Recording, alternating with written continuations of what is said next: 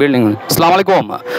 বাংলাদেশ থেকে যারা আমাকে দেখতে পাচ্ছেন, আমি এই মুহূর্তে দাঁড়িয়ে আছি আমার এলাকায় এই ফতেপুর সরকারি প্রাইমারি স্কুলে আমি পড়ালেখা করেছি।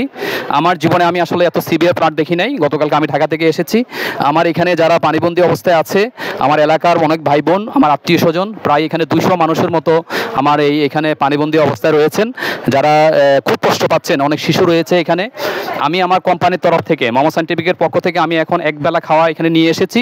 পর্যাপ্ত পরিমাণে খাওয়াটা আমি দিতে পারি নাই, অনেক শিশু এখনও বাকি রয়ে গেছে। আপনারা যারা বাংলাদেশে আমার কলিগ রয়েছেন, আমার সাথে যারা ব্যবসা করছেন বা বিজনেস করতেছেন বিভিন্ন ওয়াটার ট্রিটমেন্ট নিয়ে, আমি আপনাদের কাছে রিকোয়েস্ট করতেছি, আমি আপনাদের কাছে কারো কাছে কোনো সাহায্য চাইবো না। আপনারা শুধু দোয়া করেন যে আমি যাতে আমার কোম্পানির তরফ থেকে আমি আমার ফান্ডে যতটুকু আছে সেটা দিয়ে যাতে আমি আমার এই এলাকার মানুষকে, বিশেষ করে আমার পাশে আরেকটা আশ্রয়কেন্দ্র রয়েছে, দেখুন ওই যে এটা হলো হাই স্কুল, আমাদের এম.এস. আত্তার উচ্চ বিদ্যালয়। আমি ওই স্কুলেরও ছাত্র। আমার 2টা স্কুল এখানে ছোটোবেলা থেকে আমি পড়ালেখা করেছি। আমি আমার এই স্কুলগুলোতে যতজন আশ্রয় নিয়েছে সবাই আমার এলাকার মানুষ। আমি আপনাদের কাছে দোয়া চাচ্ছি, আমি যাতে আমার এলাকার মানুষের পাশে দাঁড়াতে পারি। আমি হজে যাওয়ার জন্য নিয়ত করেছি। আমার হজে যে টাকা অর্থ যাবে, আমি হয়তো হজ করতে পারবো না, আমি এই টাকা আমি আমার এই মানুষের জন্য বিলি করব। আপনারা সবাই আমার জন্য দোয়া করবেন, আমার প্রত্যেকটা মানুষ যাতে ইনশাআল্লাহ আল্লাহ পাক তাদেরকে এই দুর্যোগ থেকে রক্ষা করে। আমি জানি এটা আমার আল্লাহর পক্ষ থেকে একটা পরীক্ষা। এই পরীক্ষাতে আসলে আমরা সবাই অংশগ্রহণ করা উচিত।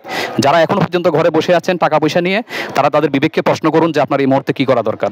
আমি এইটুকু বলেই আপনাদের কাছে শেষ করছি। সবাই ভালো থাকবেন। আসসালামু আলাইকুম।